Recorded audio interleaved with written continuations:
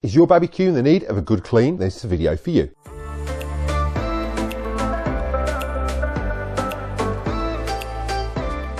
But don't forget, if you're using the video today, there are links in the description below for the best place to get those barbecue products. Make sure you check those out at the end of this video. Hi Weber fans, and welcome to my YouTube channel, and to those of you new, welcome to my YouTube channel. So in today's video, we're going to be looking at cleaning that new Weber Q1200n. Now if you've got an old baby Q, I will put a link at the end of this one to show you the best way to clean that one. Today we're focusing on the new Weber Q1200n. Now cleaning barbecue is probably one of the jobs that people hate. You love cooking, but you hate cleaning that barbecue. Now there's a quick and simple way to clean the new baby Q and even the new Weber Q, especially if you've got the new Weber trolley, which makes life 10 times easier, as you'll see in this video. So before we dive into the clean, there's a few things you're going to need. First, you're going to need a barbecue scraper. You're better off with the Weber one. There will be a link down below of where to get these because they are flexible and there's less chance of putting gouges in that bottom cook box. And it's easy to scrape all the debris from previous cooks down into that drip tray.